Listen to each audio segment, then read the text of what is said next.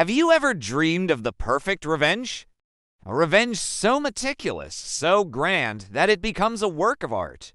Today, we're diving into one of the greatest revenge stories ever told. Alexandre Dumas's masterpiece, The Count of Monte Cristo. This isn't just a story. It's an epic journey of betrayal, survival, and the ultimate transformation. Our story begins in 1815 in the bustling port city of Marseille, France. We meet our hero, Edmond Dantes, a young, promising sailor who seems to have it all. He's just 19, about to be promoted to captain of his ship, the Pharaon, and he's deeply in love with a beautiful Catalan woman, Mercedes. They're planning their wedding, and the future looks incredibly bright. Life, for Edmond, is perfect, but perfection, as we know, often attracts envy. Lurking in the shadows are three men who despise Edmond for his good fortune. First, there's Danglars, the ship's purser, who is consumed by professional jealousy. He covets the captaincy that was promised to Edmond. Then there's Fernand Mondego, a fisherman who is obsessively in love with Mercedes, and can't stand to see her with anyone else. Finally, there's Caderousse, Edmond's neighbor, a cowardly and greedy man who goes along with the plot simply because he is drunk and easily swayed. Fueled by their bitter resentment, Danglars and Fernand hatch a wicked plan. They decide to write an anonymous letter falsely accusing Edmond of being a Bonapartist traitor. At the time, Napoleon had just been exiled, and being his supporter was a serious crime. The letter claims that Edmond is carrying a secret message from the exiled emperor. Caderousse is present while they draft this letter, and though he has his doubts, his weakness prevents him from stopping them. The trap is set. On his wedding day, surrounded by friends and family, just as he's about to marry Mercedes, Edmond is arrested. He's torn away from his bride, his father, and his life completely bewildered. He has no idea what's happening or why. Edmond is brought before the deputy public prosecutor, a man named Gerard de Villefort. Villefort is ambitious and politically savvy. Initially, he's inclined to let Edmond go. He can see that Edmond is an innocent young man caught in a web of jealousy.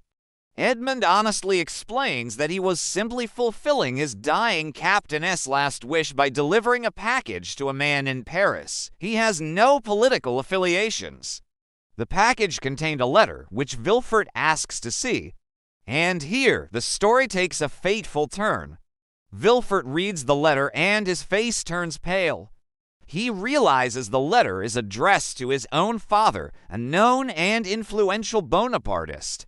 If this connection were revealed, Villefort's career, and perhaps his life, would be over. His ambition overrides his conscience. To protect himself, he makes a chilling decision. He burns the only evidence of Edmond's innocence, the letter itself, and condemns the young sailor to a fate worse than death. Without a trial, without any explanation, Edmond Dantes is secretly imprisoned in the infamous Château d'If, a grim fortress prison on an island off the coast of Marseille. It's a place where political prisoners are sent to be forgotten.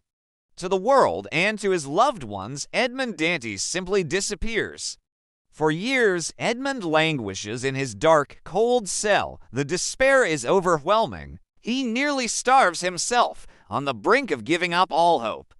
He screams, he rages, he prays, but only silence answers.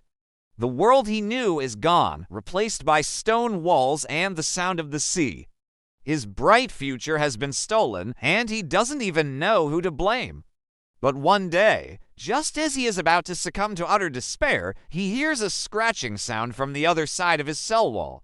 It's another prisoner trying to dig his way to freedom, and meets his neighbor, an old Italian priest and scholar named Abbé Faria. The abbé is a genius, a man of immense knowledge and wisdom. For the next several years, the abbé educates Edmond in everything he knows: history, mathematics, science, languages, philosophy, and economics.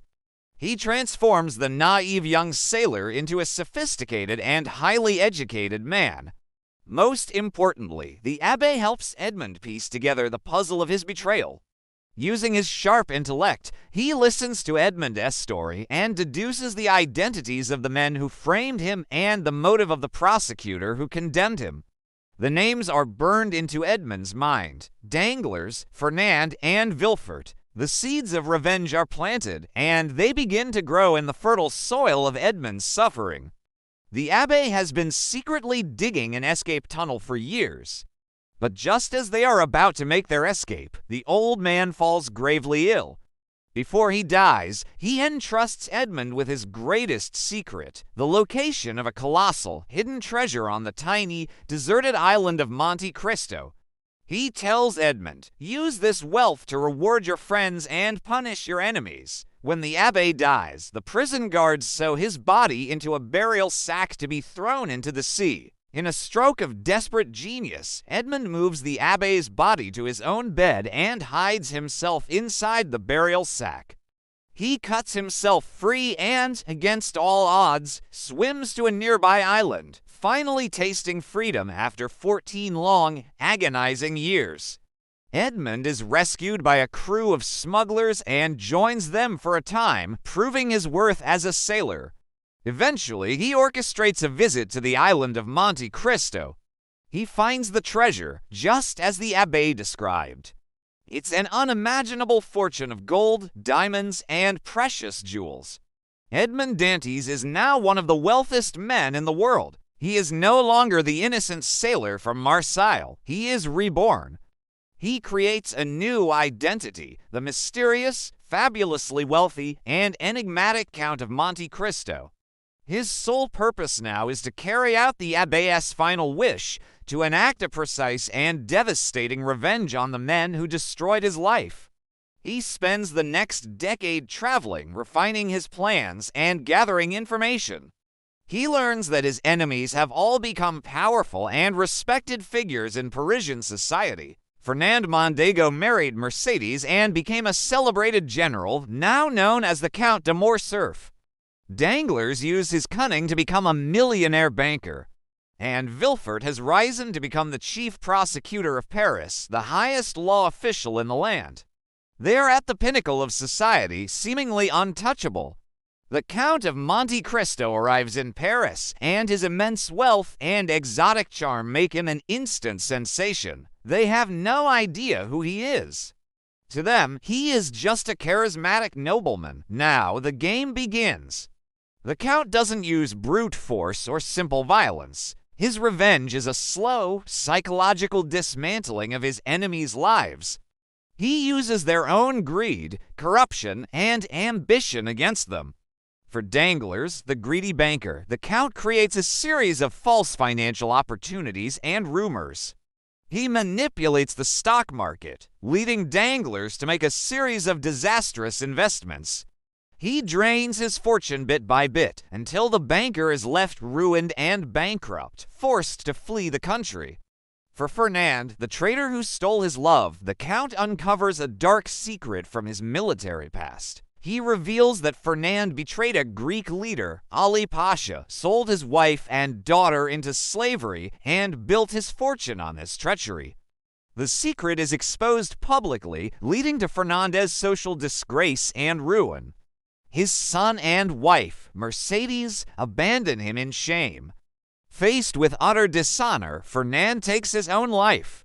For Villefort, the man who condemned him, the revenge is the most personal and devastating. The Count slowly unravels the web of dark secrets hidden within Villefort's family. He exposes illegitimate children, poisonings committed by Villefort's own wife, and a series of past crimes that Villefort thought were buried forever.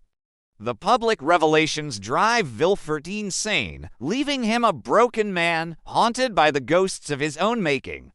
He saves the family of his former shipowner, Monsieur Morel, from bankruptcy and despair, acting as a mysterious, divine benefactor. He sees the collateral damage his revenge has caused, affecting the innocent children and families of his enemies. He starts to wonder if he has the right to play God, to mete out such final and terrible justice. He realizes that his quest, born of suffering, has also caused immense suffering in others. In the end, after his revenge is complete, the Count of Monte Cristo is left with a profound sense of emptiness. He has destroyed his enemies, but it hasn't brought back the life he lost or healed the wounds in his soul. He has to learn to forgive not his enemies, but himself, and to find a new purpose beyond vengeance. The story concludes with the Count sailing away into the horizon, leaving behind his life of revenge. He has learned that human justice is flawed and that only God can hold ultimate power over life and death. He leaves with a final message of wisdom. All human knowledge can be summed up in two words: wait and hope. The Count of Monte Cristo is more than just a thrilling adventure.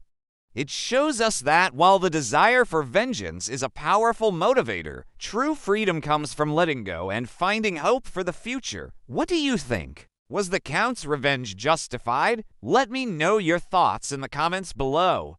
If you enjoyed this deep dive into a literary classic, don't forget to like, subscribe, and hit that notification bell for more stories. Thanks for watching.